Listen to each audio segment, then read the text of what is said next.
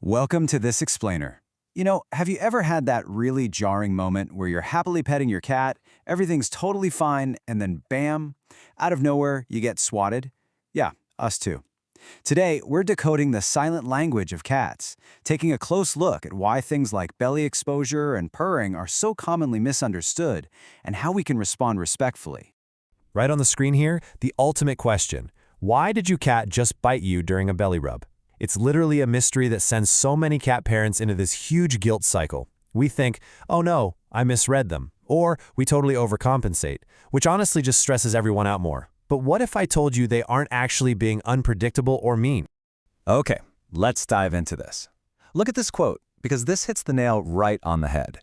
This is not betrayal, it is biology.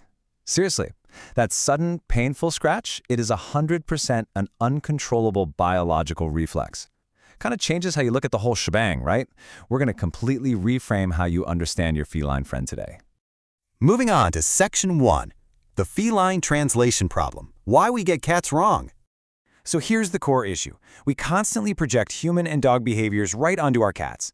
Look at the comparison here. From dogs, we've inherited this hardwired idea that an exposed belly means, please pet me right now. But for cats, it translates strictly to, I feel safe, but do absolutely not touch me. And we're actually being actively miseducated by all those staged social media videos showing these magical happy cat belly rubs. Trust me, they usually edit out the part where the person's hand gets completely shredded right after. Let's look at Section 2, the purring paradox, the ambiguous signal. Now, what's really interesting about this slide is it challenges our second biggest feline myth, which honestly is an actively dangerous belief.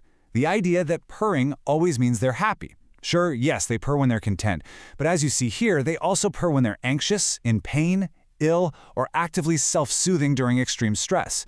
So treating purring like it's just pure joy, that can actually mask some really serious discomfort. To put that into a bit of perspective, physiologically, purring is just an oscillation of the laryngeal muscles when they inhale and exhale, usually hitting between 25 and 150 hertz. But here is the absolutely crucial takeaway. There are no validated acoustic differences that reliably separate a contentment purr from a pain purr. We literally cannot diagnose a cat's emotional state just by listening to the sound alone. So if sound and belly flashes are basically traps, what do we actually rely on? Well, this right here. Context determines meaning. This is the foundational principle for our entire explainer today. There's no secret cheat code for cat behavior without actually analyzing the environment around them. Think about it. A yawn means one thing when they're stretching in a sunny window and something completely different when they're sitting on the exam table at the vet clinic.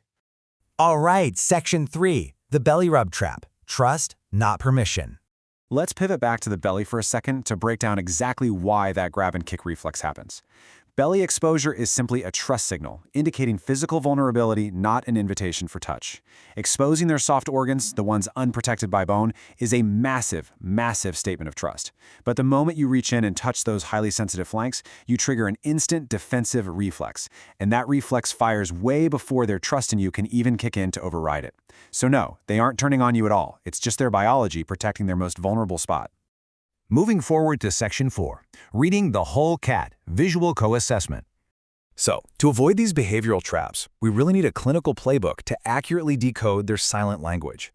Instead of just guessing based on a single signal, you need to read these 4 physical clues all at the exact same time. First up, the tail. Is it held high with confidence or kind of tucked low in anxiety? Second, the ears. Are they forward and engaged or pinned totally flat against their skull? Third, the eyes. Are the pupils dilated in fear, or are they giving you those nice, relaxed, slow blinks? And fourth, overall body posture. Is their weight shifted forward, or are they hunched over and bracing themselves?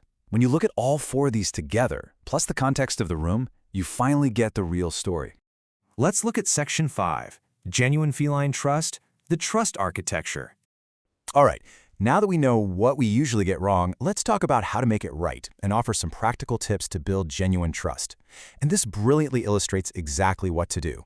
The next time your cat shows you their belly, try the belly respect response. Step 1, slow blink. Step 2, give space. Step 3, let the cat decide. That slow blink is absolutely vital. It's basically the closest thing cats have to a deliberate trust signal for humans. When you return a slow blink, you are speaking their language perfectly to say, hey, I see your trust and I return it. You're respecting their vulnerability without setting off that defensive biology. I want to force a quick pause here, just to let this really sink in. Doing less sooner is the most trust-building action available. I know, it's a totally counterintuitive paradigm shift for us, right? We're humans. We generally want to comfort our pets through physical touch. But for cats, giving them space provides predictability and safety. When you just step back at the very first sign of discomfort, you're literally teaching them that they don't have to hiss or bite to get their needs met. So, we've covered a lot of ground today. We've learned that purring isn't a guarantee of happiness, that belly exposure is all about trust rather than an invite for touch, and that simply giving space is the ultimate sign of respectful communication. So leaving you today, I want to pose this question. Look at your cat right now. What are they actually trying to tell you?